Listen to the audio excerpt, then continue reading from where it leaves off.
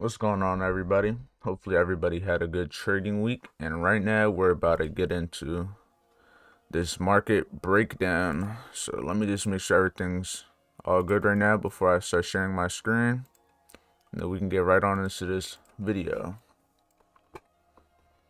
Alright, I'm about to share everything now. So let's get right into it, guys.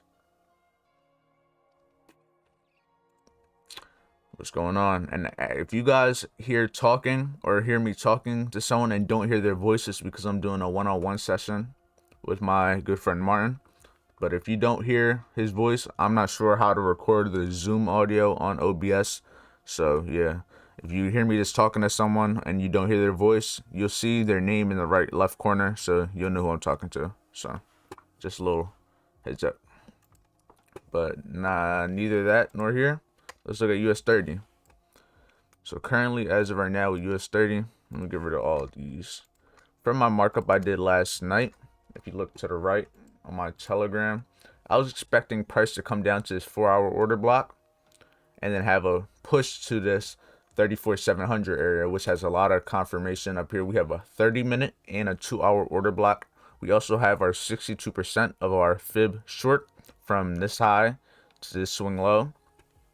We also have a 4-hour breaker block in this area also, which is right over here. This is our breaker block, and I'm gonna move this over just a little bit. This over, because this chart isn't really that important. This chart is just to show us the price levels, so we don't really need to be paying as much attention to it as we do over on the left, because this is our main analysis that we'll be paying attention to and we'll be taking our trades off of. So as of right now, the first thing I'm noticing is I'm gonna take this fib off. We cleared these highs last night. I'm just taking off some markups that didn't really matter. You can see we had an imbalance over here that didn't fully get filled yet, almost. What else can I look at? Take this fib off, and I'm gonna take the 38.20% off of this one right here. Let me get everything on my iPad set up also, so I can make sure everything's all good. Oh, Martin, you're here?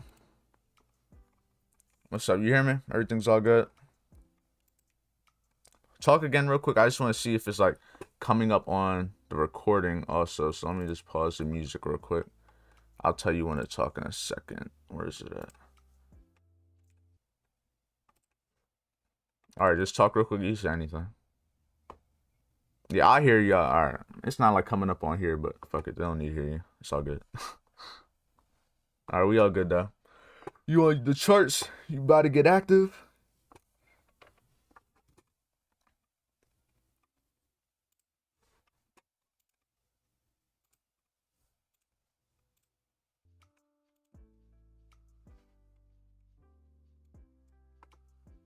Okay.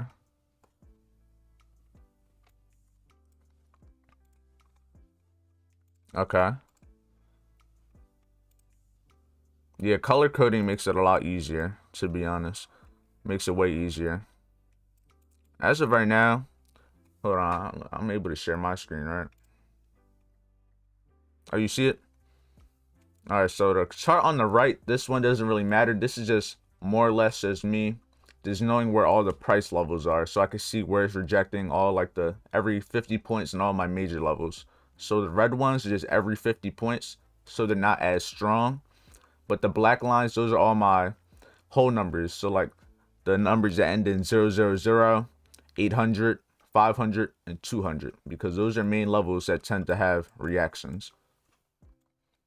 Because you can see, even just by looking at this chart, you can see how well price respects certain levels, right? They hold above, they have wicks on the red ones, and they tend to try to stay away from the darker lines. Yeah, basically, all I'm looking right now on US30, overall, if you look at the markup I put in the Telegram last night, I was just looking for price to consolidate during the Asian session going into London, have a push down because I knew that there was a 4-hour order block and I knew that is right under the Asian session low. So if we're looking to see a reversal type of day, we are more than likely going to come down to this area, take out the lows that we have right here at the Asian session to possibly see price go higher. And the reason that I believe that is, for one, we're at a whole number level, so we're at 34,500, which is a area that we are more than likely going to see a reaction.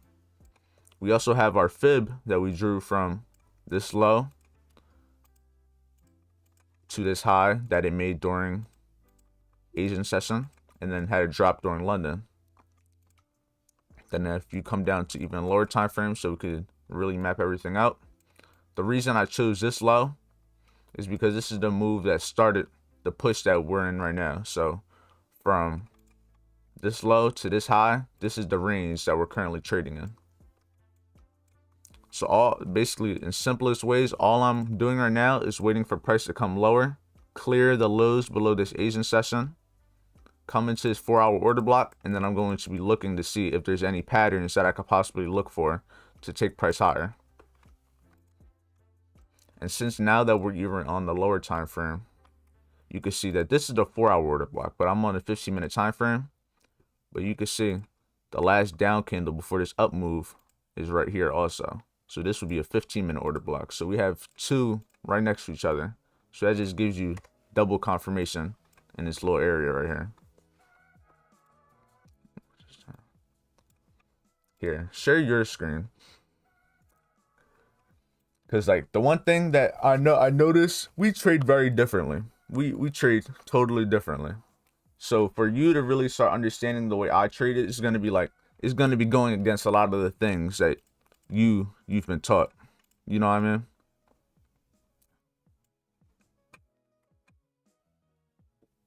Here, let me see if I can change it. Mm-hmm.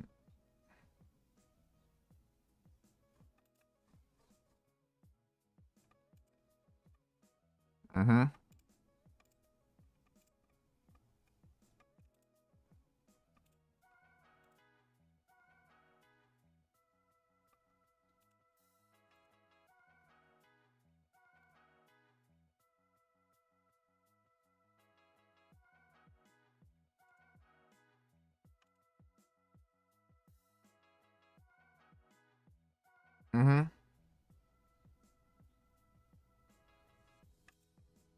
Appreciate it. Appreciate it.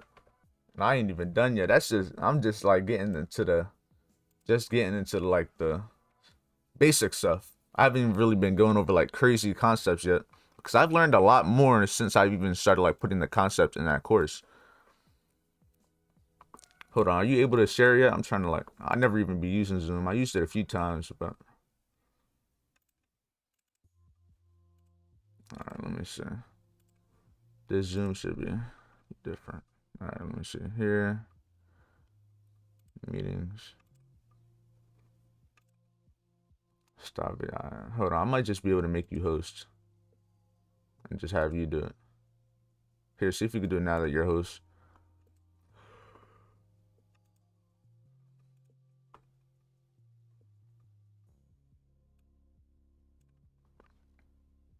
All right, yeah, I see. We're all good. Yeah, I could just keep making you host and all that. Okay, start off on like on the higher time frames, like slowly make your way down. Like that's how I like to do things. It just makes everything easier. You can just go to daily. The weekly don't really matter as of right now. Matter of fact, stay on the weekly. I want to show you something.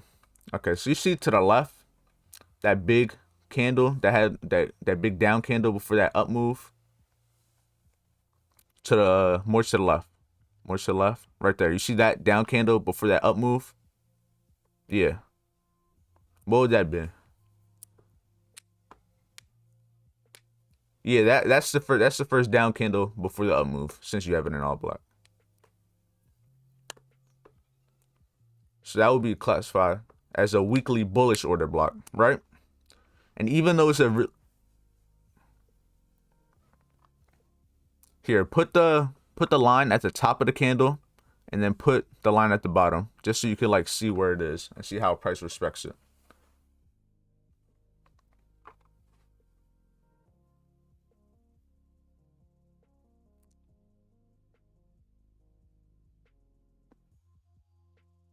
That would be the weekly order block. I personally don't mark them up, but I like to always understand where they are. And you see how price had a retracement down into that order block and had a strong rejection up? Yeah. More than like 1, 2, 3, 4 times. But this past week we traded deeper. And you see how last week we traded below the wick from that other candle that had that push into it, the one where it's your EMA, your green EMA. See how it traded down, cleared those lows, and it came all the way up? That's showing you that this order block, and mind you, the bigger banks, they're all the ones trading on these bigger time frames, not people like us, because we don't have the money to move the market like that, right? So when we understand things like this, we can see that overall, we should be looking to keep bullish, because for one, we had a really big drop that is bigger than most of these candles, and then we had rejected all the way, closing above that order block. You see how it's closing above I'm talking about the order block, but see how these candles are trying to close above the high of that order block? It's showing you that it has a willingness to want to keep that uptrend, and understanding that US 30 is always pushing up majority of the time. Just buying, if you just buy, you have a high likelihood of even winning that trade, because if you look at US 30, just like if you zoom out, it's going up majority of the time. It's not often that it's like having a really down month. Besides COVID, you can see it's just been straight going to the fucking moon. So now, based off the weekly, we know that as of right now, if we want to see higher prices during this week, then we should have already made that weekly low that it did on this candle, and we should be looking to keep rejecting higher and pushing higher, because we already broke the high of that candle, the left candle. So we already know we traded into a bullish weekly order block. So it has high confirmation. It's trying to close above it, and it already broke the high of the previous week's candle. So we could already see that we are more than likely wanting to go higher based off a weekly. So now let's go to the daily time frame.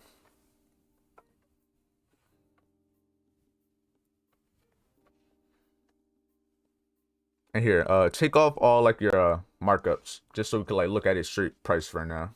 You don't got, just if you go to the left, you see the eyeball all the way in like your, not that one, the one right above the trash can.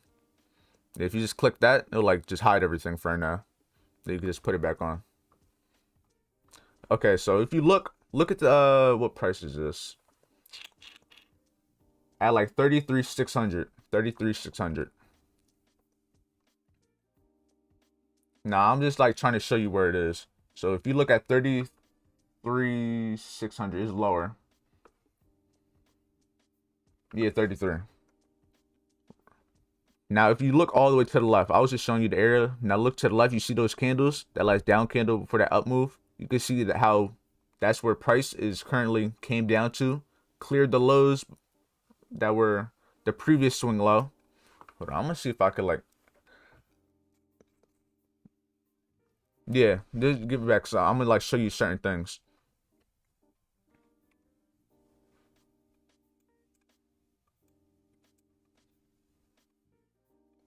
Yeah, I could just reclaim host, I think. Let me know when you can see my screen.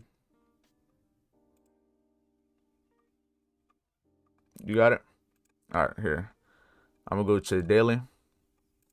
Do the same thing. Let me just get rid of all this. Go to the daily. Right here. See how this last down candle before this up move that caused this whole move, we had a retracement back into that daily order block, and you can see the reaction we had. We had a really big push. Now we're retracing into it once again. We cleared the lows right below here. We cleared this low, and then you can see we had a willingness to keep going higher. So this would be just a false break or a liquidity grab, because it grabbed the liquidity from below this low, but it still had the understanding that there was a major order block here. So big banks are still trying to bring prices higher. They bring them lower, stopped out all the people that were all the way under here, all down here, but overall it still wants to go higher, and we can see that based off the weekly time frame, right? So overall, we know we're bullish on the weekly and the daily. So now we just go down to the 4 hour, because this gets into more of what's going to matter when we're catching day trades, right? In this case, it's we had a major drop from all the way up here to here. So in my eyes, this would be classified as a liquidity void. Why is it a liquidity void? Because when price has strong moves with major candles, it tends to leave gaps in the market, right? And when it leaves gaps like this, it just means that there wasn't equal opportunity given to the buyers and the sellers. In this case scenario, there was more opportunity to the sellers.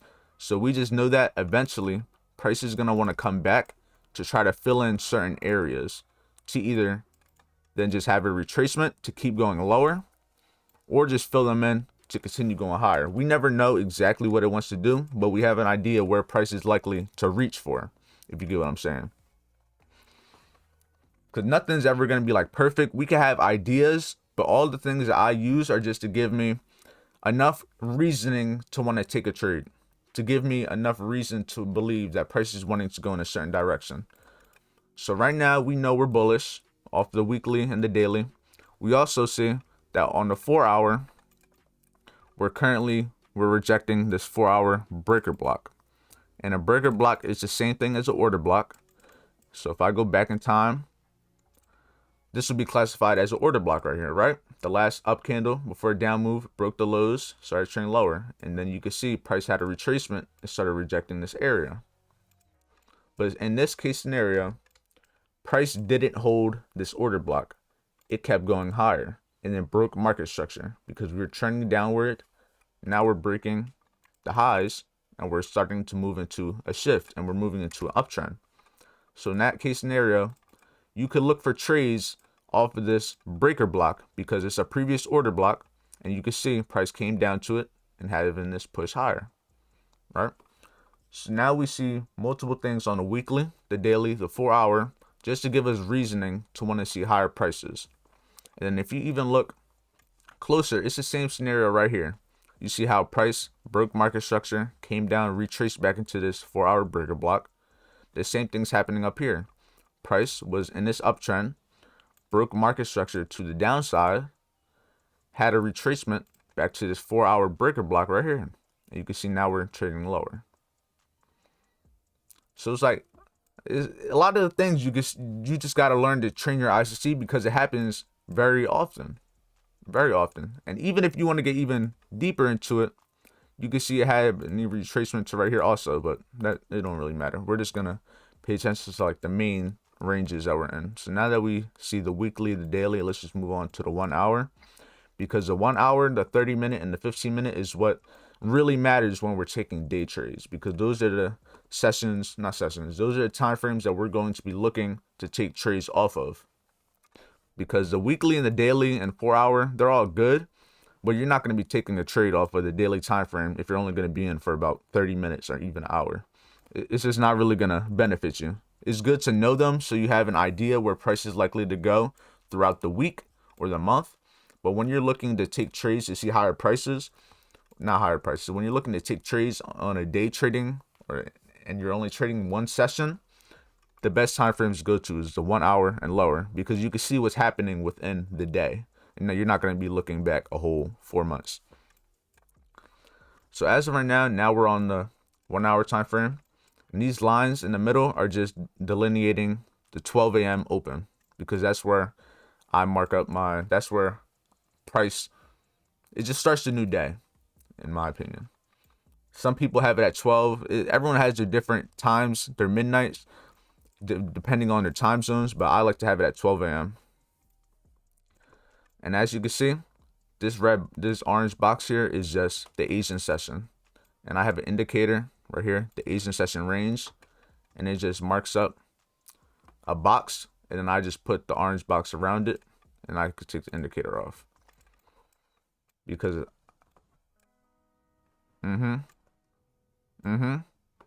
if you look up indicator and you'll look up Asian session range, and it'll be the first one. Or even if you don't want to mark up that, you could just mark it up from 19 o'clock all the way to 3 a.m. and you can just mark up the range that's done. But it's just good to know where it is, because we can anticipate what price is likely to do. because you know how the market moves in phases. Understanding that it moves in phases and everything is a fractal, you know, price is always consolidating, but from consolidation always has an expansion, retracement, or to see higher prices, or from consolidating, it might take the lows out, then reverse. There's like different scenarios that you can plot out. Maybe it might even be a retracement, reverse, and it's a downside. But the key thing is that it always starts with the consolidation.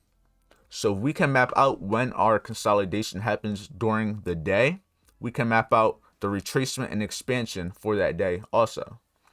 And Asian session is the least volatile session, so majority of the time, the consolidation of the day tends to be during Asian session. So if you see, I'm gonna go to right over here. This is my journal. I have all my trades in here. But I have also daily ranges. So if you look at this, I have a whole bunch of markups, and you can see I map out each day, and I mark up what happened with the Asian session. In this case scenario up here, Asian session was ranging, cleared the highs of Asian session during the London session, traded lower, then had a retracement during New York to see lower prices, right? On this trade,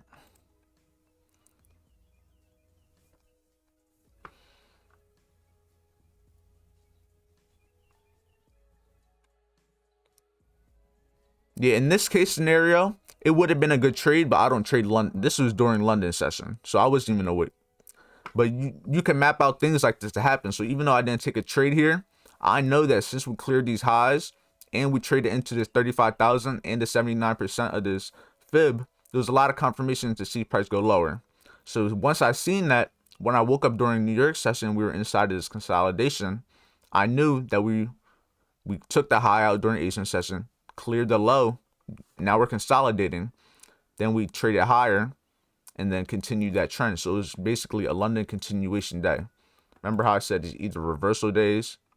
And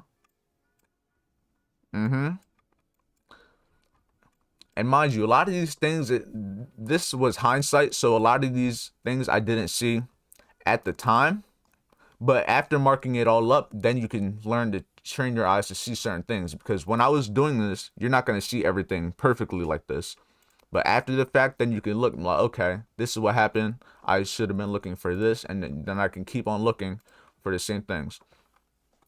So as of right now with US 30, personally, I'm looking to take buys. I'm just waiting for price to trade lower to around this 4-hour order block, because I know that it's a high probability area.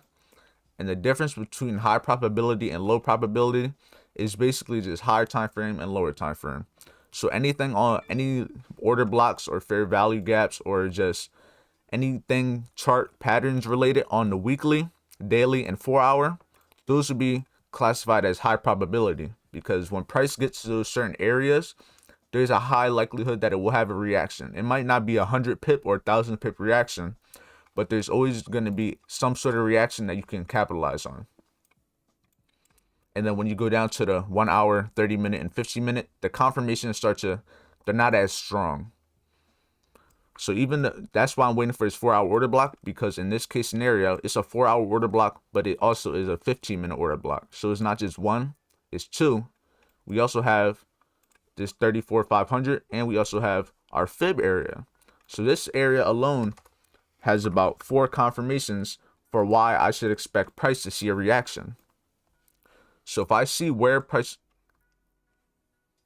I usually just look for a fib confirmation with an order block confirmation during a certain time of day. So I at least usually need 3, so at least 3 minimum, because time of day is very important. And since I only trade one session, I understand when US 30 is likely to move and on certain days.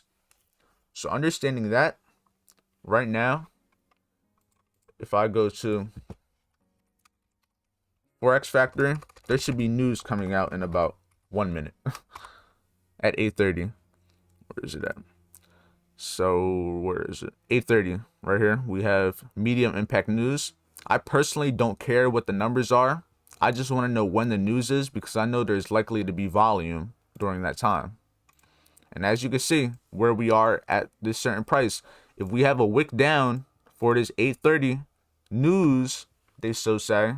I don't, in my opinion, I think the news is cap, because once you see a certain amount of things happen, it's just like it doesn't really make sense, if you get what I'm saying. Now you good.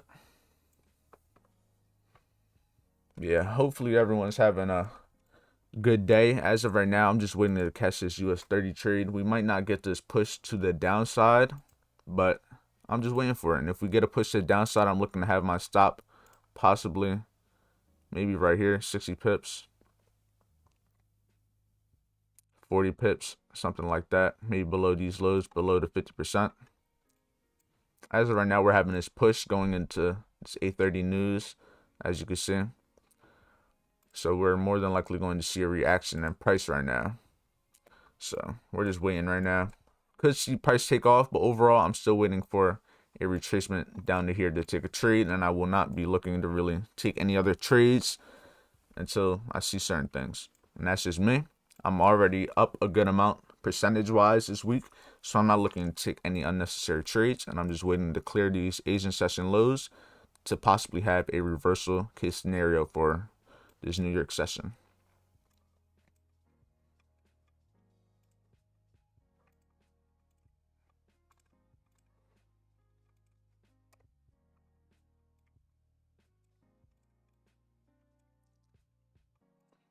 Yeah, we just wait. It's a waiting game. We know what we're looking for. We just gotta wait to see it and be patient about it. Let's see. Price should hold below this order block if it does want to go lower. But if it clears, but keeps going higher, we could wait for more confirmations. You came back.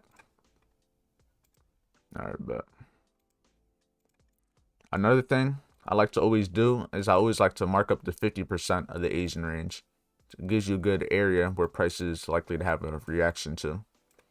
So when price likes to retrace back in the Asian range, if it stays above the 50%, then there's a high likelihood that it'll more than likely want to keep on going higher. We're gonna see right now, like I said, remember how I said 8:30? We're more than likely gonna see volume, and now you can see prices pushing higher.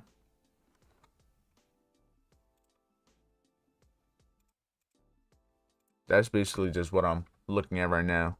And this red line is just this order block right here. This is technically a 15-minute bearish order block. It's not the highest confirmation, but if price does want to continue going lower, it should remain under it. But if it breaks above, clears the highs, then from there we could either wait for a retracement to then possibly continue going higher, or we just wait because price could likely continue going down to that 4-hour order block I was talking about. And you can see how price is respecting it right now. So we just gotta wait and see what price is likely wanting to do, because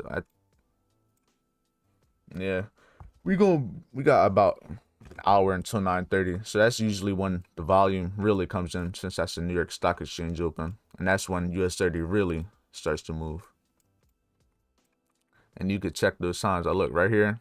This is 9:30. Look at the move that happened after. Come over here. Look at this. 8:30, 9:30. Look at the move that happens. Down here, 9:30, 9:15. Look at the move that happens.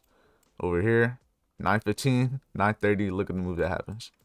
So it's good. That's why knowing when the volume comes in is a very good thing to know, because if you can map out what price is likely to do and you know when it's likely to move, you already have a higher probability of winning that trade than if you're trading a random session and you're just looking for random trade patterns. You get what I'm saying? There's always certain characteristics that you need to pay attention to. Like for instance, this Asian session range. If I were to pull this fib from the high of this candle to the low, you can see that right here, this 38.20% is right at this 50% area. So I could anticipate if price does come a little bit higher, we could possibly see reaction here to see price come lower to trade into this 4-hour order block to before eventually then having that main move that I'm anticipating. You said what?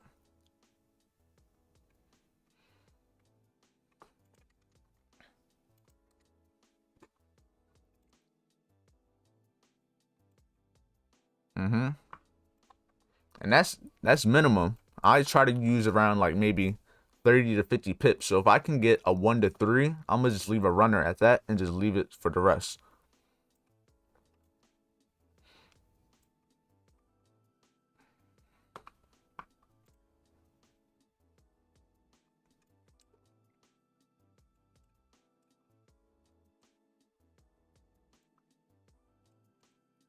In this case, what I would do, depending on my stop loss, since I will go to the 4-hour order block and I will get the 50% of it, because due to the fact it's a higher time frame, it's going to be a little bit of a wider stop loss if I were to have my stop below it. So I see where the 50% of that 4-hour order block is. I will also see where the 50% is of this 15-minute order block. In this case, I would just ideally want to have my stop below here. So say I do get in at this 4-hour order block, I will want my stop at least below here, so that I would just have it at about 40 points. And from there, I will be looking to target these highs above here. From there, I'll be looking to target these highs above here. Like, I would just be looking to target equal highs or equal lows. And what I would do is I would just, my first take profit would be 40 pips, my second take profit would be 80 pips, and my third one would be about 120, 160. So it's just, I'm basically getting 1 to 3 of what I was potentially risking. In this case, I have a fib that just shows me like my risk reward. So say I have my stop loss here and I get in at this 4-hour order block, or I'll just have like that 40 pips like I said. I will be able to get a 1 to 3 trade before price even comes to the fib up here. You see what I'm saying? That's why I always stress out the importance of putting the 50% and mitigating order blocks, because you could potentially get better risk rewards than you ever would have if I would have had my stop all the way below this order block. So that's 77 pips. That would only be a 1 to 3 if this whole move plays out, if the whole thing plays out. But since I mapped out where price is likely to go, and you can see right now how price is respecting this order block right here and showing the willingness to want to go lower after clearing these highs, we can still anticipate price is going to want to trade lower into this certain area, clear these lows, come into the 70.50 or the 79% of this fib, the 4-hour order block, the 15-minute order block, and we're keeping in mind that we're still at this main 34,500 area. So it's just way more reasoning to believe price is going to continue up than down. And mind you, we're still in this uptrend. We're making higher highs, higher highs. If we come down, we'll still be in an uptrend, creating another higher high to potentially keep on going. Higher lows, my bad, not higher highs.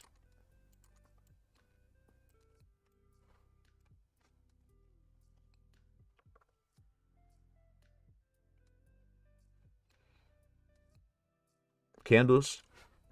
Mm-hmm.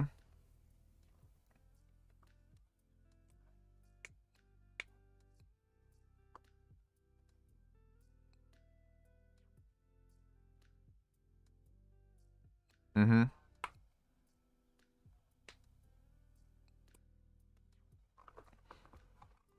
Yeah, I'm gonna have to check out that video. That was one of the earlier videos I made when I first started the course. So it was like more or less I didn't really understand. I wasn't really into like making videos, so I did a few things wrong. I give myself that. But as I'm going on in time, I've just learned more. I became more precise. I could say things clear. I can explain things better because I've been doing it longer.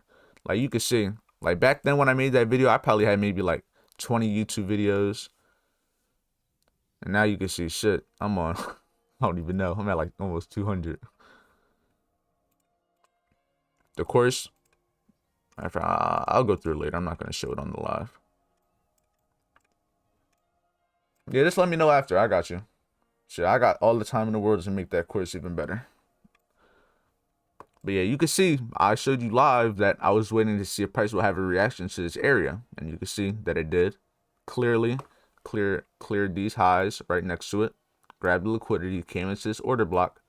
Now it's looking to see lower prices. And now if price from here breaks this low, we can anticipate price is more than likely going to keep coming lower, clear this low to have a potential reversal scenario. And if it doesn't and price does just keep going higher, then from there, like I said, we just can wait for a retracement because it's already showing us where it's likely wanting to go. So we just wait for a retracement to then capitalize on that move, because I don't like buying at highs or selling at lows. I like to buy low and sell high because it gives you the best entry. It keeps you as close as possible to your stop loss, so it gives you a good risk to reward. And it just makes things, you won't be in drawdown as often. When you're buying low and selling high, there's just a higher likelihood that price will reverse from there because it's already in an overbought or an oversold scenario. And at the end of the day, that's all the fib's doing.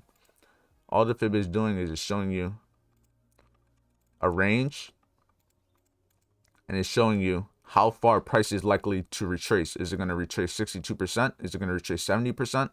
And by the time it retraces around 62 to 79%, price is already oversold at that point. Overbought. No, it's oversold. Yeah, it's oversold.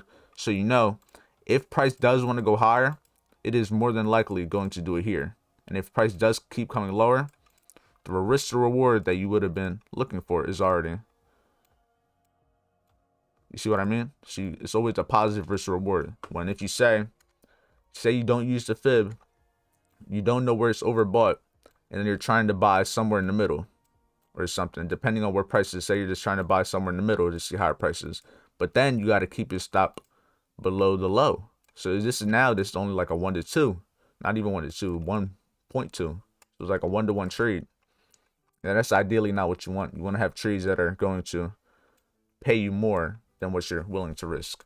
So when you lose trades in the future, it's not really going to affect you, because you know one loss isn't going to affect the whole week's worth of trading. It should only affect about half of a day worth of profits. But now, what do you have questions on? Like, what do you not have full confidence in yet?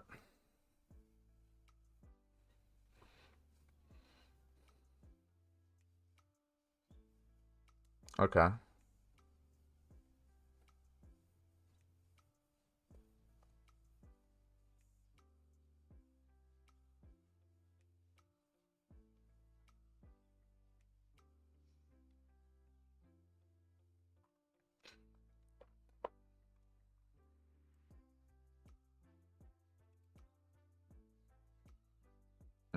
The reason I like using the bodies is because the bodies of the candle is where all the volume is. At the end of the day, say I take off all of my, I'm going to take off the wicks, right?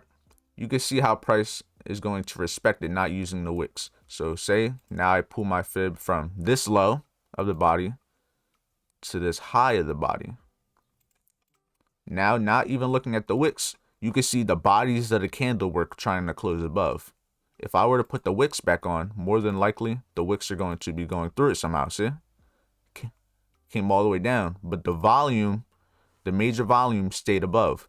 So even though price might come down, it came closed, got these lows, but as long as you got the volumes, it shows you where price is more than likely willing to go. And the one main thing too, the wicks is always different on different brokers. Like if I go to about 5 different brokers, US30 is going to be at all different prices. So if you at least use the wicks, it keeps the majority of the prices the same, because the wicks are always going to be different. You see, in this case, if I go from this chart to this chart, how this candle moves, it goes from 34,374 to 34,384. That's a whole 10 pip difference. And 10 pips, that makes a difference from a 40 pip and a 50 pip stop loss. So 10 pips could easily stop you out. So that's why I just use the volume from the bodies.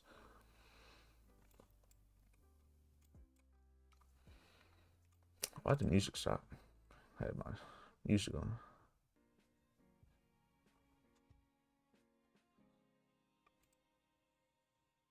I don't know why it stopped. Whatever. Shit.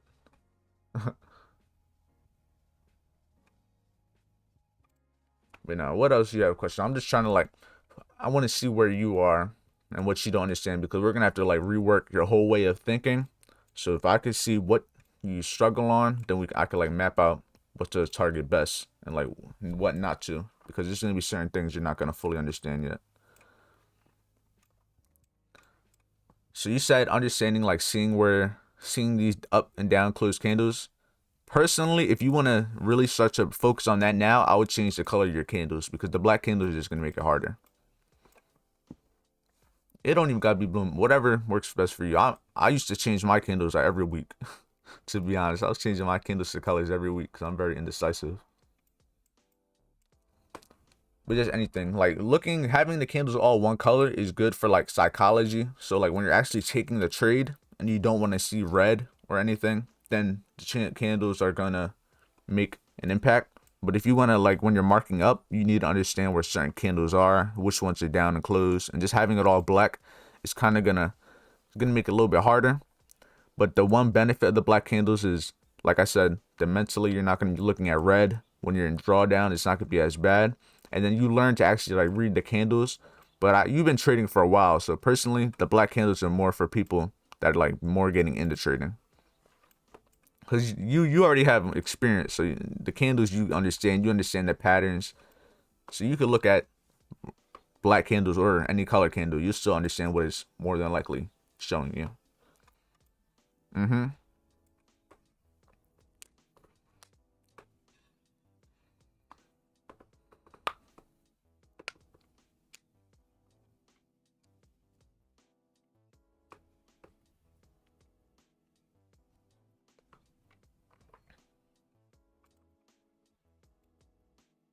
Mm-hmm. That all plays a part with how we're looking at it too. When we're going to target equal highs and equal lows, that's really what it's doing, is stopping people out the whole time. These wicks that come down and close below, they're stopping people out before having those reversals. So you got to be able to identify that, because say I was in here, right, not minding any of that, and I was just trying to go long based off the fact that there's the order block. We're respecting it. We're probably at a fib level, and then you're trying to go long. But understanding time and price, you see this at 13 o'clock. That's like 1 a.m. So personally, understanding that, you can anticipate London is going to try to clear a low or a high. And you can see that's what happened up here. It cleared the high. And when I showed you the chart earlier, remember how it cleared that high? The Asia session high traded into 79%. London session is known for doing that. London session is known for making the high or the low of the day. And the only way it's going to make the high or low of the day is if it clears a previous high or low to then make it the high or low of the day. So understanding that, coming into London session, you could anticipate a price could break these lows, come a little bit lower, possibly come to the 50% of that order block. Because if someone was getting in here, they potentially still could have won that trade. But if they would have had it somewhere here, they more than likely probably could have got stopped out. In this case, they didn't, but you can see how it came to that 50% mark, didn't it? I'm trying to like right there. Perfectly, right? You see that position? Cleared these lows. What time was this? 13, 14. So going into this made the low of the day, and you can see, even though it came close, it never violated this low. Why? Because it made the low of the day at this time. And it's just certain things you got to keep on seeing. That's why I like to do my markups. So like stuff like this, I'll mark up every day, and I'll try to see what happened. Because after a certain amount of time seeing the same things, you're only going to train yourself to see it more often. And remember how we're looking at this setup now. We're looking to anticipate the closure below here, tap into this 4-hour order block to then see a reversal New York setup. That is the similar thing to what happened yesterday. You can see, even though yesterday was kind of shitty, it consolidated majority of the time. You can see price came down, cleared these lows, traded into a 15-minute order block, then reversed, clearing the London highs. So it's like certain things, once you see it enough times, you begin to trust it and have faith in doing that. You know what I'm saying? Because at the end of the day,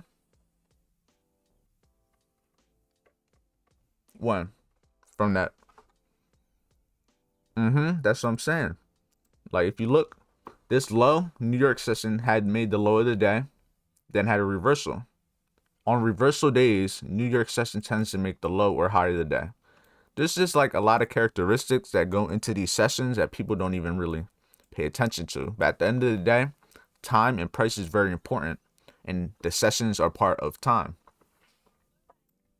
But it's all good. Watch, because once you see me going over this with you every day, once you start seeing it yourself every day, and you're able to take trades on it every day, and you're journaling it every day, it's gonna become second nature. Like you're gonna see certain things, you're like, okay, that makes sense. I've seen this before. Then you're just gonna have, it's like more or less second nature. You're gonna anticipate certain things to happen, and that's kind of where I am now. Because you can see, just from us talking, it's still doing the same thing. And now that it's showing me that price is rejecting this area and is not having that willingness to want to go higher. And if you go even the lower time frames, you can see we're consolidating. You can anticipate prices more than likely going to continue lower. And then what's lower are high probability areas that we're looking to take a trade from.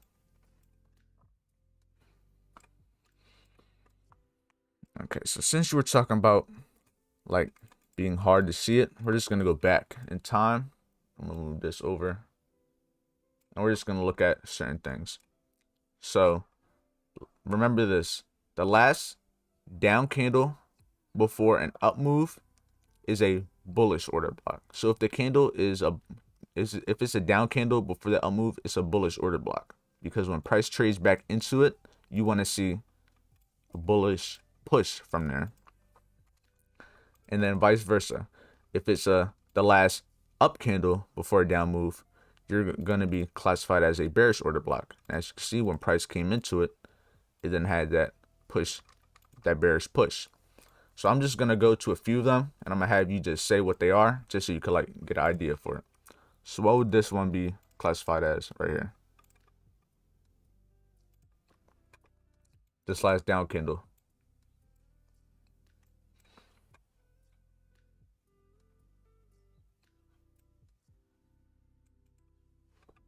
Yeah, I know I'm going to mark it up for you, but I just want you to know the name. So what would this be classified as? A bullish order block or a bearish order block? Okay. Why is it bullish?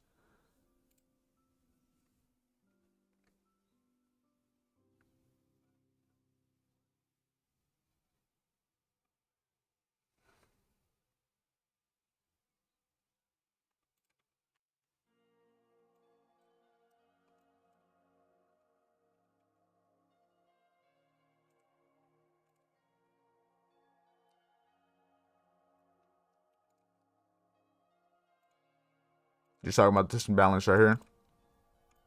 You see how it came, the wicks, but like I said, the volume is all inside the candles. So don't mind the wicks. You can see how it came down. It did fill it, but then start closing above it, start using it as a form of support. So that's two confirmations we had right there. Not only we had this 1 hour bullish order block, we had this imbalance that was more than likely going to try to fill. Then if you pull your fib from the low using the body to the high using the body, you can see this was also at the 79%, which it closed right above the closure. And then from here, I had that push up. Even though this wasn't a long-term move and it didn't go clear these highs, it's not always going to do that. That's why you always got to make sure you're taking profits. You're always going to pay yourself, and you're at least breaking even. Because even though you could have been looking for a potential 1 to 4 trade, in this case, once you got to 1 to 1, you should have been break even, because at any point, price could easily come in reverse. You know what I'm saying?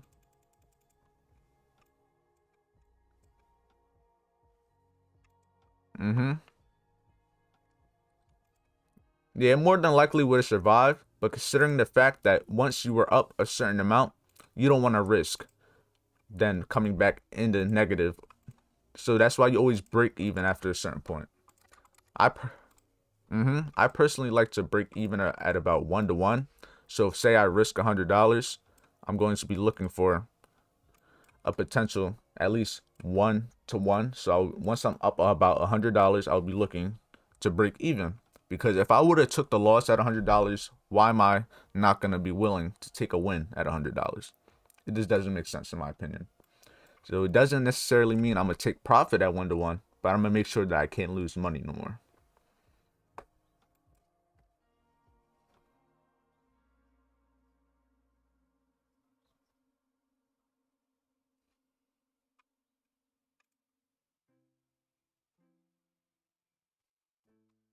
Mm-hmm.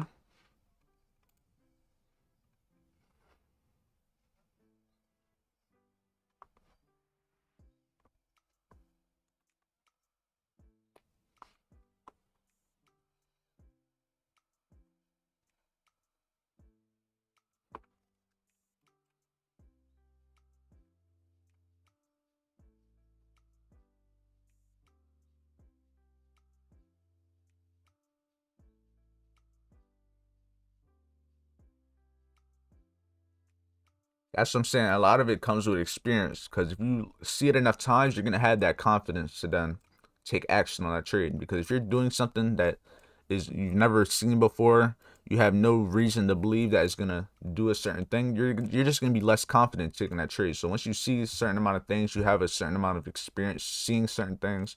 You become more efficient in seeing those things.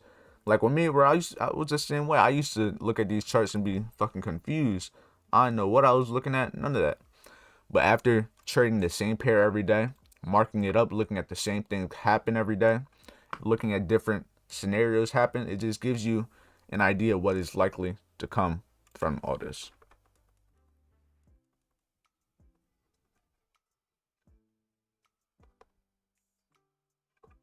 Yeah, I know.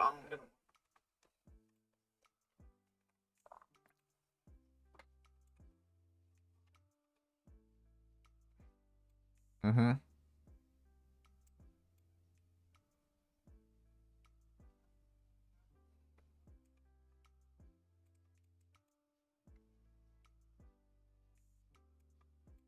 Yeah, like bull flags, head and shoulders.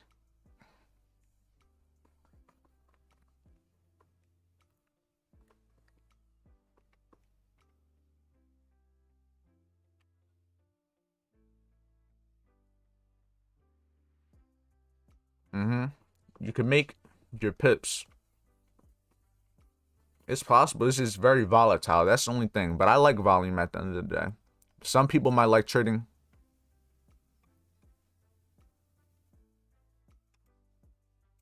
Nah, volume's good. You need volume. I'm not trying to be in a trade for 8 hours to what get a 1 to 1. Yeah, I'm good. I can make about 4% on what I'm risking, or at least I say I can at least make a minimum 1 to 2, like 1 to 2 risk reward on a daily basis. I might not get that on a daily basis, but I at least know that there's going to be opportunity to where I can potentially make that. And you're not gonna always get that on any other pairs. That's why volume is very key when you're doing certain things like this. Yeah, right now you can see it's just ranging.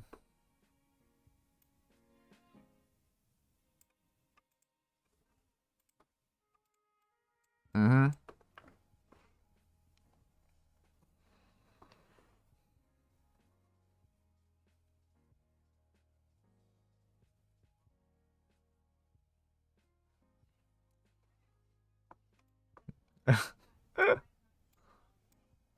But you know why they say that? Is like I said before, it's because you see certain things happen over time. And when you're trading multiple pairs, you might see a lot of different characteristics. And you might confuse them with each other. But if you're only trading one pair, I'm not going to confuse a certain pattern I've seen because I only trade one pair. I'm not going to think something happened on Bitcoin because I only trade US 30. So everything I see, everything I journal, all of that, it's all US 30. And I trade it every single day and I'm looking at the certain things happen every single day. And it's just like, you can't go, you just have a certain amount of confidence at one point because once you see it a lot of times it's just like, why am I not going to take advantage if I have reason to believe it's likely to do the same exact thing once again. Mm-hmm.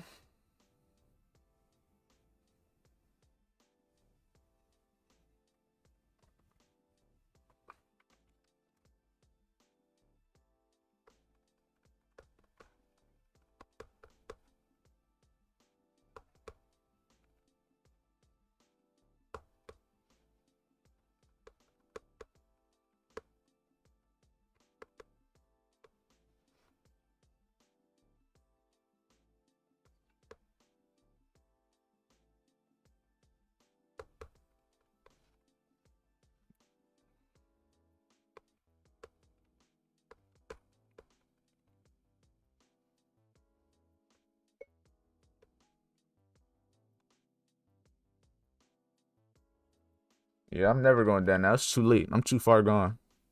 I'm too far deep.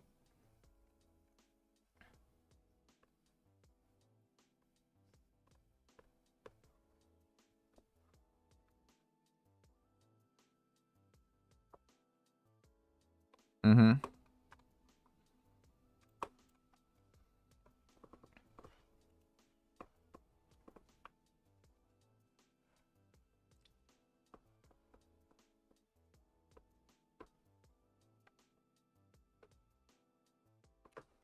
I really don't. Shit, even less.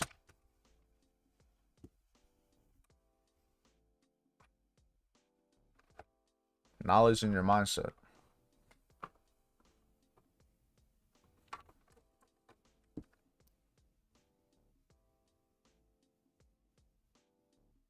You just got you such a. One thing I noticed when you get into like this trading world, you start to want a lot for yourself. So even though you might not be doing the best, even if you're doing better than others, you see so much money being made. You see people making 6 figures a day. You see them making 5 figures. It just makes you want to go harder. And that it's a good thing, but at the end of the day, it kind of clouds your judgment. You start to think certain things should be happening in a certain amount of time because you don't see the things they went through, all of that. But as long as you keep that certain mindset that you need to have to be able to get there, it's all a matter of time. If you believe it, it's only a matter of time before it happens.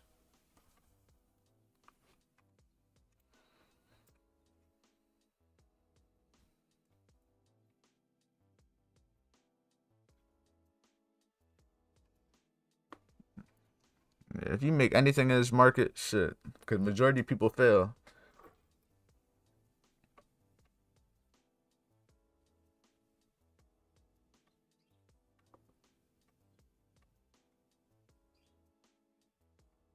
Mm-hmm.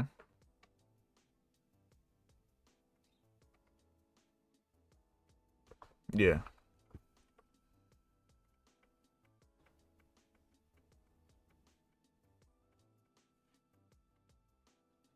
yes it does. Many people don't. That's the thing that I see what you're saying, and it's like a lot of the time I be thinking the same thing, but at the end of the day, you just gotta realize a lot of people don't have that mindset, so they don't even think the way we do. They're not even looking at certain things like, oh, this I can make money off this. Oh, I could be doing what they're doing. They're looking at it total at a totally different perspective.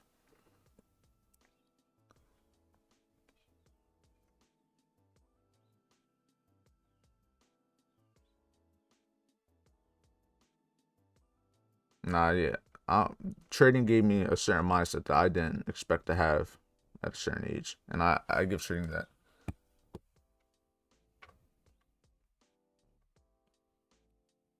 Well, shit, I gotta get the bag. I can't live in Miami being a broke boy. This shit is not gonna work for me.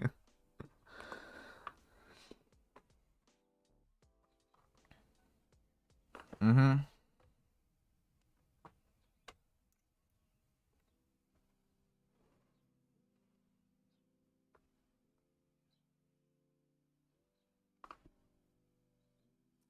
She knows the potential. It's good to have a girl like that. Most people don't see the potential. They want to see instant gratification. They want to see the money now.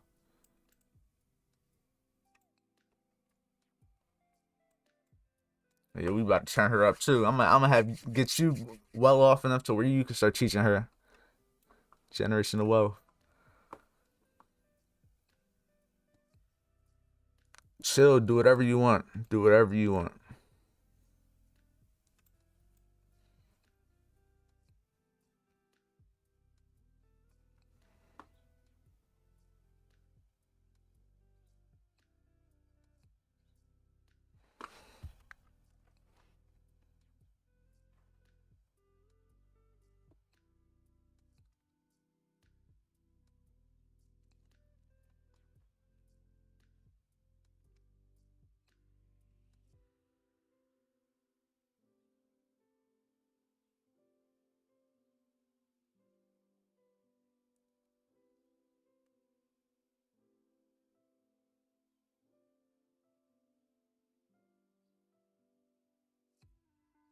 Yeah, that's right.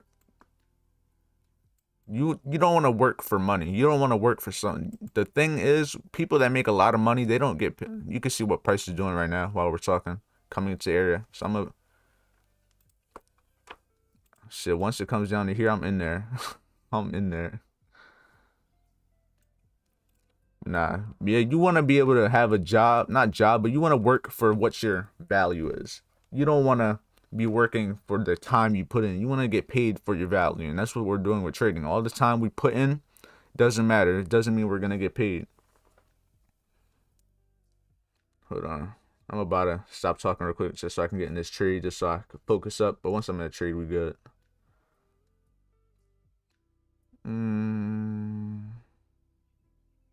I'm gonna have. Should I have like a 50 pip stop? 40 or 50 pips. I might give it 50, just considering the fact we're going into 9:30 soon. But you can see, like I said, when price came up to here, it was live. I said we should likely see a reaction here. I put the line, and you can see what happened. Price didn't come past the 50% of that order block, and now it's coming all the way lower. All right, I'm getting in right now. All right, stop loss set, and we just let it go. That's all we could do.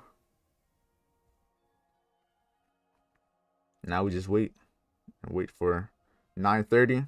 If we're selling the trade by 9:30, we should likely see the reaction we're looking for. We got about 24 minutes. But yeah, you got to get paid off of the value you put in, not the time you put in. That's why I don't like working jobs. That's why I don't like college. Because college it makes you ready to become an employee at the end of the day. College isn't going to teach you how to become an entrepreneur. It's not going to teach you how to do your taxes. It's not going to teach you how to hire people for your business. None of that. It's going to teach you what you need to do to make your employer more money and to keep their business running successful. So unless you're going to college to become a doctor, an engineer, something that you really need the degree for, I don't see the point in it. Sure, put in the Telegram. How do you like it?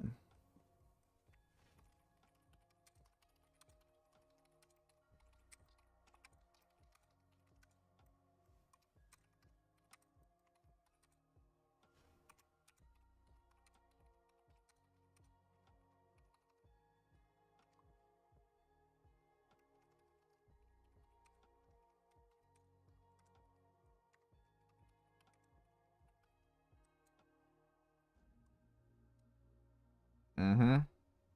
That's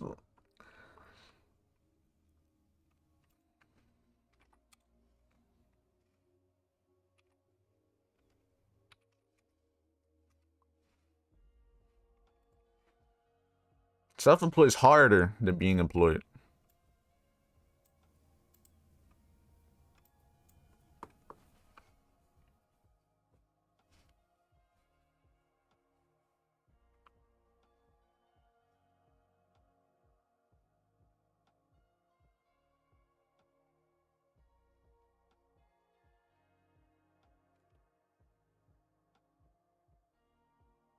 That's a whole other income. That's how I'm looking at it.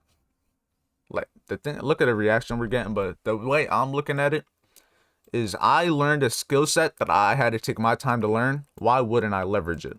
So I can make money trading by myself. I can make a course that can make me money. I run a Telegram helping other people, which is free, but I'm gonna have it paid for eventually. That's 3 incomes right there. 4, it's YouTube. That's the 4.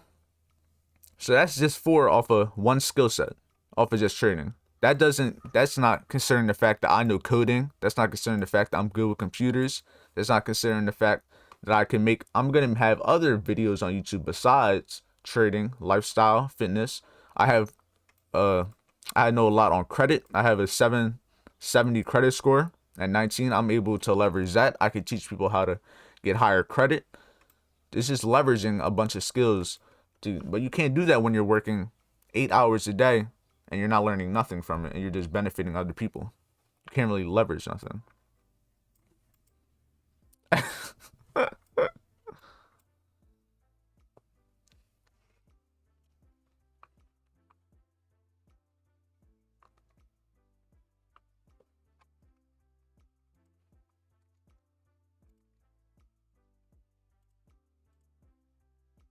It's like It's like it's your business until we leave. Then what?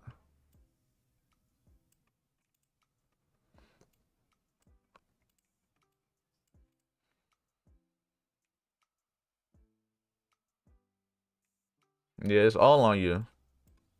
Like that's one thing I like about it too. It's all up to you. The amount of money you make is up to you. There's no limit with this shit. Depending on how much work you put in, is how much you're gonna get back. If you're not putting no work in, you're never gonna succeed in it. But if you're putting in, which one right here?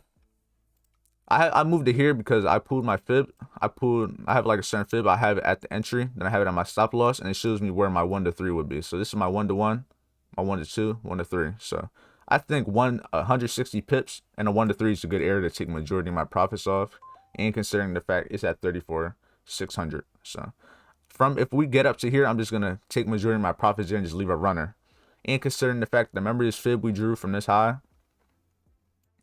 it's a little different now, but if you were to put it to wherever this low will be, you can see that this is with that fib area too. And it also meshes up with this breaker block, this 15-minute breaker block here. So there's a lot of confirmation to see why price would likely to have a reaction here. So that's why I'm just gonna, it's a good area to target. It might go higher, could keep going higher, but I'm gonna just leave a runner.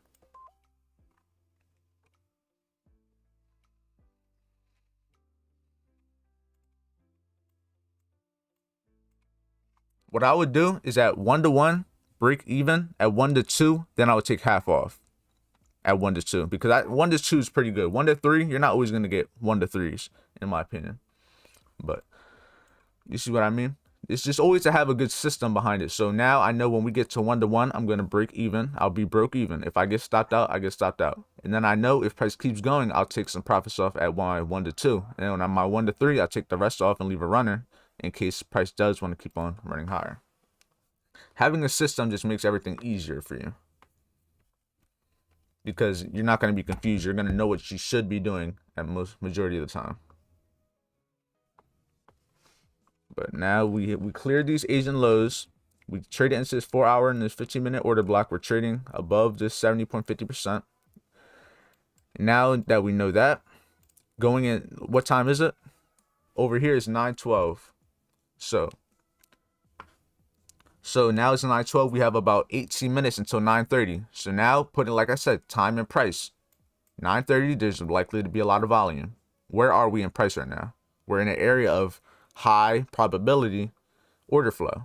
So now that we know going into 9:30, there's going to be volume. So I know that price is likely to move either against me or in my direction. And I have reasoning to believe why it should go up. So now I put all of those things together. I know when price is likely to move and where it's likely to move to. You get what I'm saying? So now I just have the trade, and if I lose, I lose. If I win, I win. And all the hard work's done. We did the analyzing, we did the waiting. Now we just got to continue to wait and let either our trade idea play out perfectly, or stop me out, and then I just have to end my stream and go about my day. That's just all it really is. And me personally, one of the things I really had to double down on was my risk to reward. Because the thing with US30, I used to be scared. As soon as I would see a little bit of money, I would just take it. But then when I would lose my trades, I will sit there and hold it all the way in the drawdown, and it just didn't make sense to me. So when I really started getting down into my patience and trying to hold it to at least 1 to 2, 1 to 3, that's when you start seeing profit and you start seeing consistency and growing equity in your accounts. Because before I would be having 1 to 1 trades, 1 to 1 trades, 1 to 1 trades, and I would just be able, I would lose, win, lose, win, lose, win. And since I kept losing and winning, when I have losing trades, it'll just make me want to get back in because I'm not making no money. But if you at least keep yourself a good risk reward and make sure all your winners are always bigger than your losses, it just gives you that confidence to hold these trades. And as you can see right now, we came right into this area. We haven't really moved past it since then. We're rejecting a little bit right now, but that's why we have a stop loss. Here, I was going to put the check mark.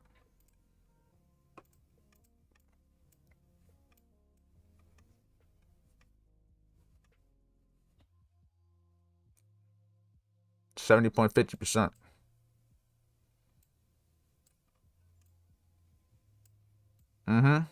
price could likely still come lower because you got to understand when the volume comes in at 930, we still could get a wick to the downside, clear more, maybe even come and clear these lows down here. But we got in at a point where if price does want to go up, it should go up. But if it does want to go down, we're still in an area where price should keep closing above if it does want to go higher. Here, let me check my MetaTrader so I can get my exact stop. My stops, it's different because I'm on FTMO, so it's like a different broker. Where I'll just look where it's actually at. It is, I have it right below, right over here, like right here, right below these lows.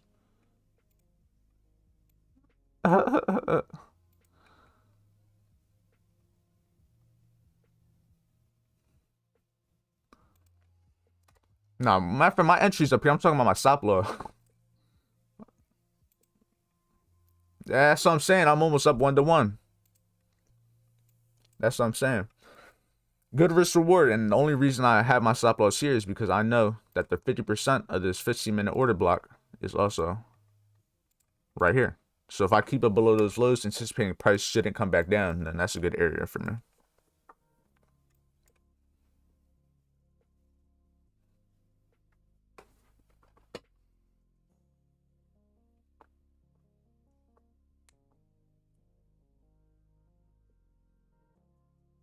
It's refining. Below the lows, the middle, anywhere random, right? You probably would, yeah. That's usually where people try to put them, below the lows. It gives me a good risk reward. That's what I'm saying.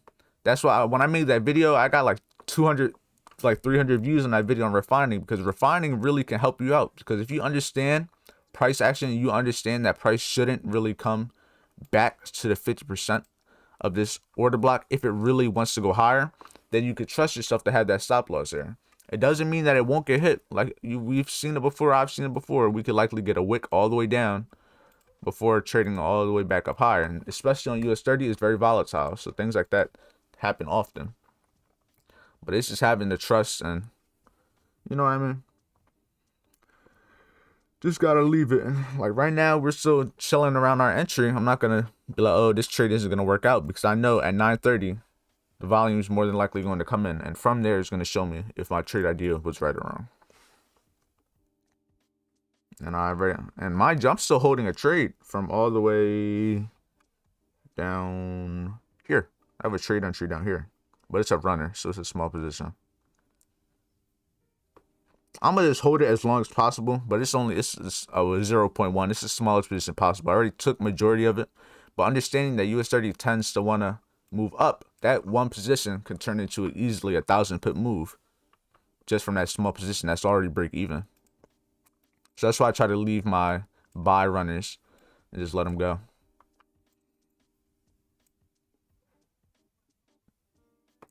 Just swing trader.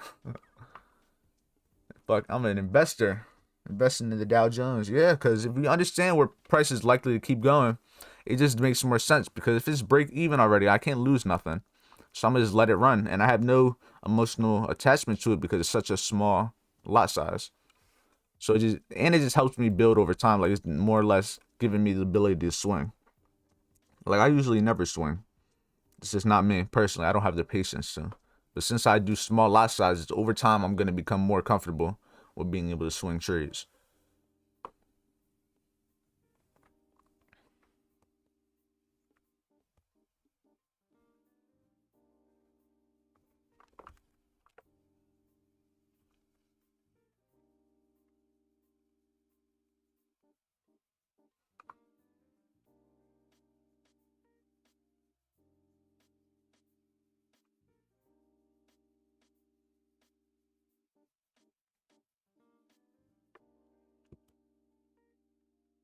Mm-hmm.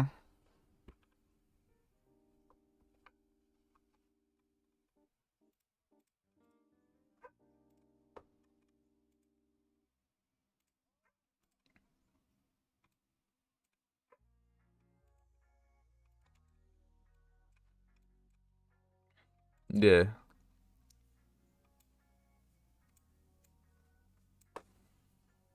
Just let it run.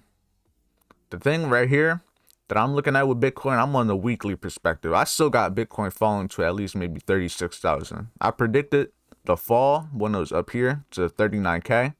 You can see it came to 39K and it's just been rejecting since. But I still got it coming lower. Personally, it might take a little bit longer, but I'm not really into Bitcoin like that. But the only time I honestly probably think about buying Bitcoin is all the way down here, because I know that I have high probability due to the higher time frame, and that's the lowest price that we'll probably get going into 2022. 36K. If we've seen such a rally in 2020, I'm expecting something similar to see higher prices during next year. So we'll see. Might not happen. Might take months for it to happen, but I already know that I have US30, so I'm not really gonna stress on it. So if it comes,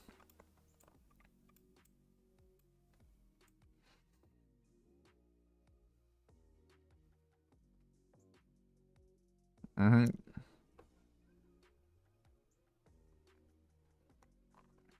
makes it easier. It makes it once you know how you're gonna get your money, it makes you just focus on your consistency and getting better, because you're not gonna be focused on making the money. Like when I was like for the first like I say year, 6 months trading, I wanted to make money, but after you get to a point, it's like you can't focus on the money. You got to focus on the actual trading, and you got to be willing to really just trade every day, not make nothing. So once you're able to do that, and you're not even attached to the money, you're not even trading for the money no more. It all changes, because now you have this skill set, and you're looking to just become a better trader. You're not looking to become richer. You're looking to become a better trader, and by default, if you're becoming a better trader, the money will come later on. That's how I look at it.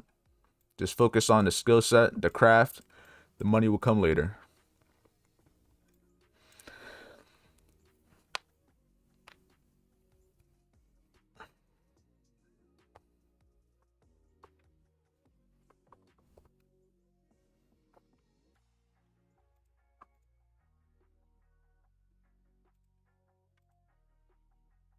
As long as you believe in it, that's all that you need. Belief and actually taking action. That's all you need. If you believe you can do something, as long as you're working every day and have a plan to do it, there's no reason why it eventually won't happen. And shit, I took it in trading. Like even with trading, I'm looking to do other stuff. I look at trading as a way to fund the business lifestyle I want. I want to be able to invest in real estate, car rentals, ATM business, just all that. I want to be able to have my own. I don't want to say hedge fund, but I want to be able to be an investor for people, to where they can say give me 500,000, and they know, since I have a track record and I have all of the things for them to trust me, that I could bring them a sustainable amount of return each month and every year. So that's a whole income by itself. And you want to know something like another little income that's crazy? You know, you can have like trade copiers, to where you have multiple like trade accounts linked, and you could take trades on one, and it'll take them on all of them, and it'll like match your risk reward.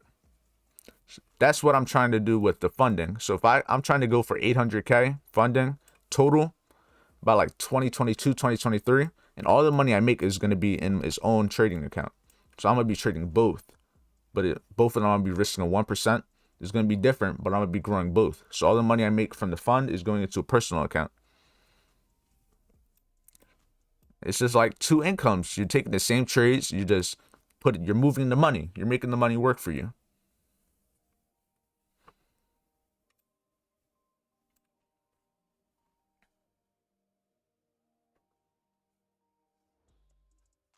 It's good to diversify.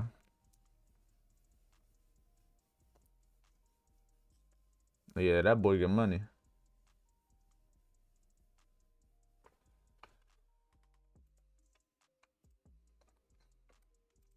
Damn, tax free. Oh yeah, he know what he doing.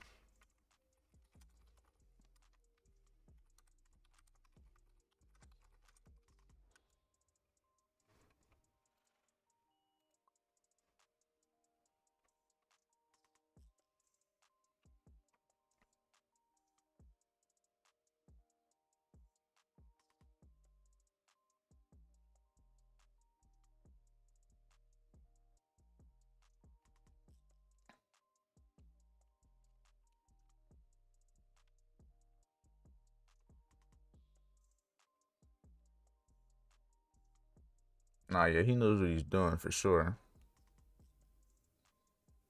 Nah, we up right now. Slowly going to 1-to-1. But you can see, look at the reaction we have. Look at my entry. And you see that happen now. You were with me live. I knew where I was looking to get into. I had the reasons to do it. And now look at the time and price. Remember what I've been saying?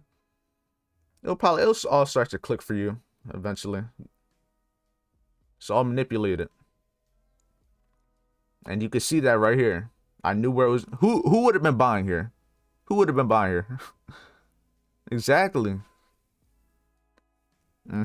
But they're not looking at the things we're looking at. That's the thing. And now you can see the way price is reacting. If it starts to break this high going into 930 right now, the likelihood of us going to where we want to go. All right, I'm about to break even. We're about to be at 1-to-1. We're about up 50 pips. Pips GP1. And now just like that, we're good, risk free. And now if I lose this trade, shit, it is what it is. You get what I'm saying? It's just all about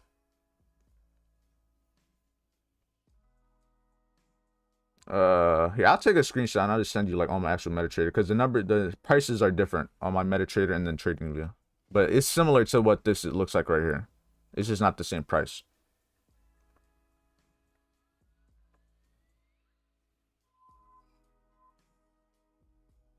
Here I'm breaking even, but my price is at on my MetaTrader it says I'm in at 34,450. Just like that. And going into 930, I don't want to see price come back to my entry personally. Now we got 4 minutes. We'll probably see a retracement at 930 a little bit into this candle, but overall I should expect the price to keep flying. That's what I'm saying. Going into time and price, you see what I'm talking about? The certain area we were looking for, it's having that reaction at a certain time where the volume is going to come in. Running circles on this market.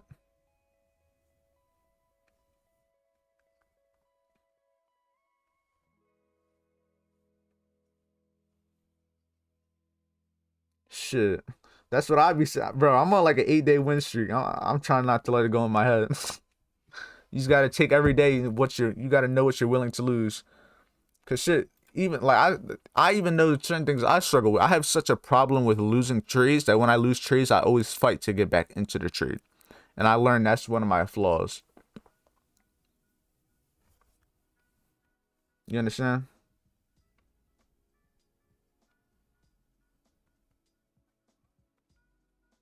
You will. Don't even worry about it.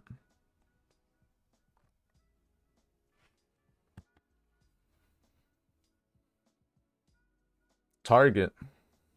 He worked at Target and he's just invested his money. That's the thing. Like, people don't understand. They think working a job is bad, but as long as you're investing that money that you're making, you're setting yourself up to where you don't have to work.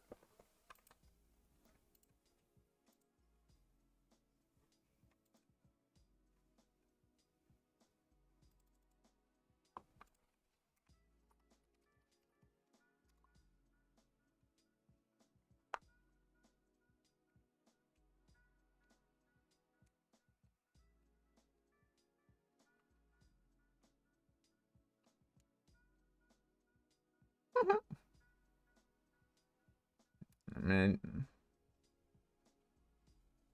it's out, and if it does, it is what it is. But I ideally want to see price continue to go higher.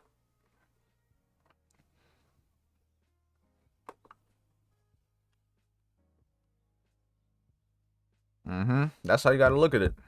When you're trading, you think money, like the money you make, you can make $100 in an hour. You'd be like, damn, I need 500. But in reality, if you would have worked the whole day, you probably would have made that. You got to look at this is the way you look at it, perspective. All right, we had this small retracement. If you look on a 5-minute, you can see came back to this candle here. It just filled it in. That's the retracement I was talking about with 930. Oh, 930 usually has these retracements, so you just gotta be waiting for them, and you can anticipate them. And you can see our stop loss is nowhere near it. And look where we are. TP2, 100 pips.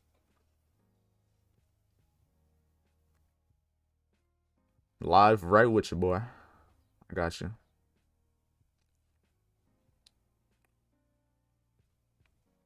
TP2. And if we get that TP3, I'm going to just take the rest off. I already took another partial at 1 to 2.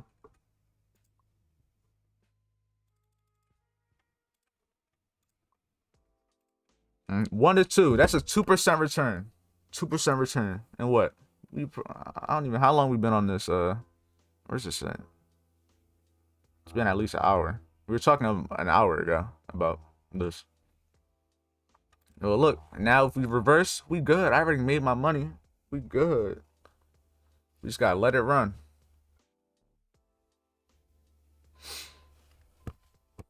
Oh yeah, everyone eating. Everyone in Telegram eating right now. But nah, this is what it's about. I love this shit. I love waking up and being able to catch trades. I just can't wait to do it for my penthouse balcony. That's the real vibes.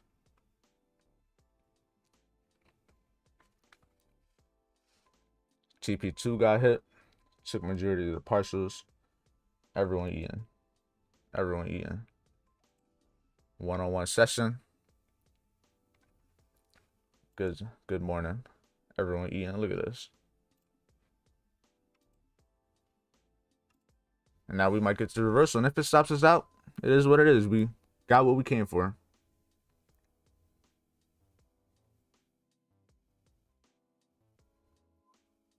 We made our risk. So that's all that matters.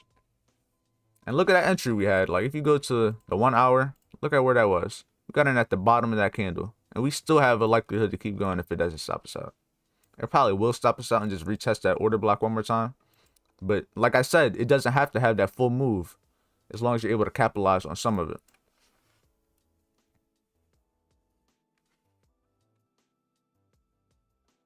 You know? Yeah, you hear me? Yeah, but like I said, as long as you're able to capitalize on the move a little bit, that's all that matters. You don't need the full move.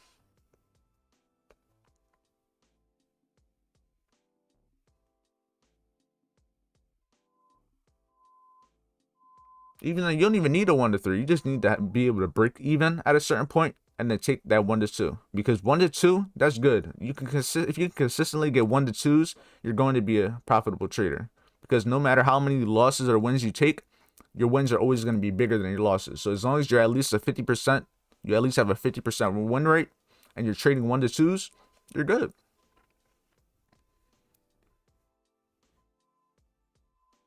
And that's how you do it.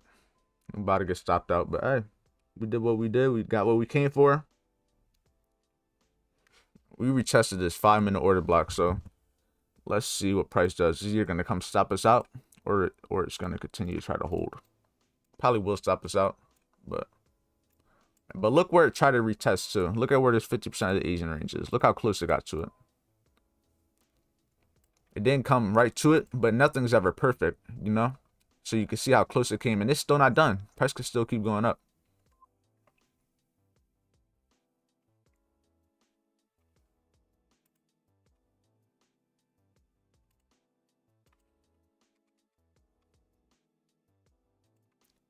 The 2 to the pip.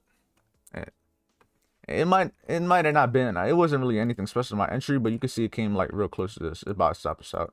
But you can see it came like right above clear D's. So if it does reverse, you can see why it did. Yeah, I just got stopped out. But it's good. We made our money. That's all that matters.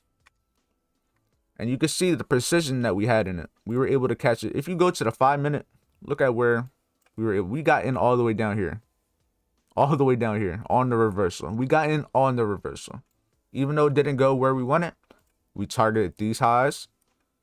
We also targeted these highs up here. And that's all we needed to get that day trade. And now we're done. Even if the whole market reverses, it's not going to affect us. Why? Because we got in at this high probability area that was likely to see a reaction. And what did it do? It had that reaction. We were able to capitalize on it. Now whatever happens from here doesn't matter.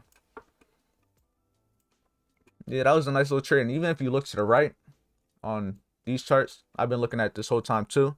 So you can see, you can just watch how price respects these certain areas. And it came all the way up when we took profit, came all the way up to 34,550. From there, came back down.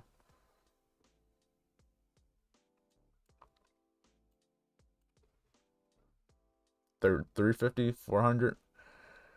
It could.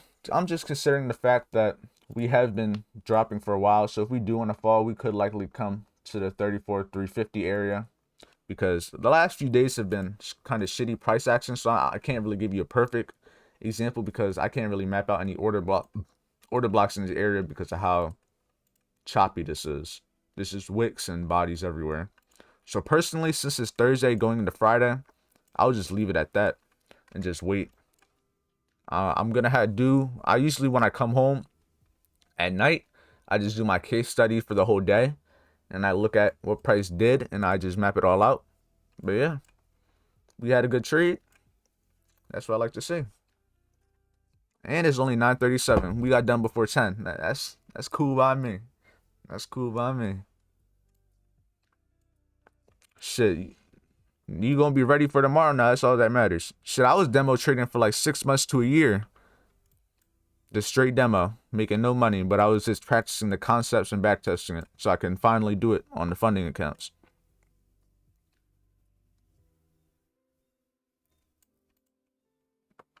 Just go back in time and just look at the candles. Just practice. Just look at when the candles are forming and when you have those retracements to them. You're gonna notice a lot.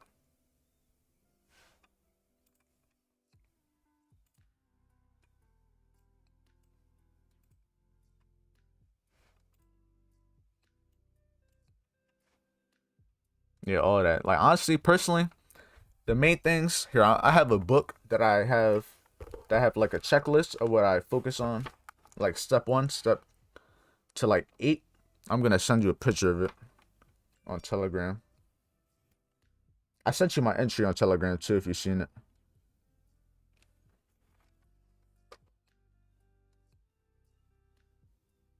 Here, I'm sending you like the markup guidelines. This is what I go off of. When I'm looking at the charts, I'm looking for these certain things.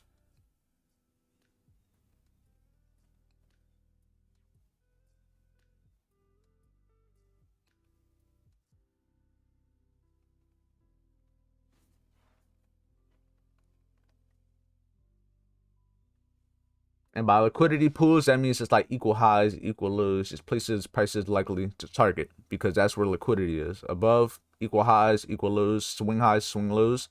There's people's stop losses, there's buy stops, sell stops. And that's what the bank is targeting. Because you can see, if you see right here, when price came down, targeted these lows, what it was doing was targeting all the people that were going, that has sell stops here, so that this took them out right here. The ones that had the sell stops, the move that we caught up is what stopped them out. And the ones that had their stop losses here, we stopped them out, then continued to make them think it was going to go higher, right? Then when price came up, they were trying to buy just for it to come all the way back down. It's a big trap for these retail traders. And honestly, price could possibly, and honestly, price could still possibly go up. Personally, just understanding how US30 is, it has moves like this all the time, just stopping people out, making them think it's going to be a complete reversal, and then it just closes right above. Because as long as it stays above this 4-hour order block, the likelihood of price going up is going to be very likely. But yeah, I'm gonna end it here. This was a nice little first session. Got first little dub, first of many. Personally, I'll let you know. Maybe I'll let you know early in the morning if I do the live session tomorrow, because since it's Friday, it might not be anything crazy. But if anything, I'll just hop on the charts with you. And we just look at what's happening. We don't have to take trades. Yeah, I'll be live for sure.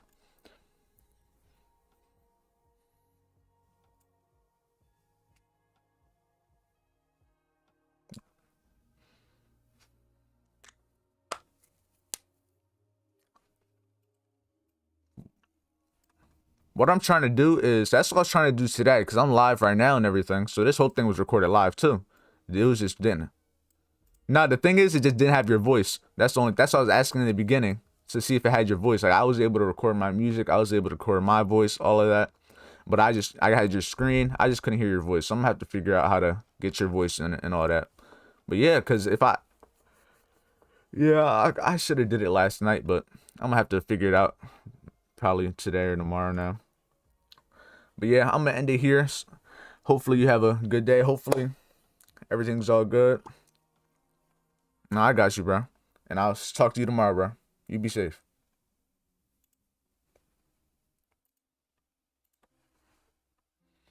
All right, guys. So that was it. We got a nice little moves today. Was about,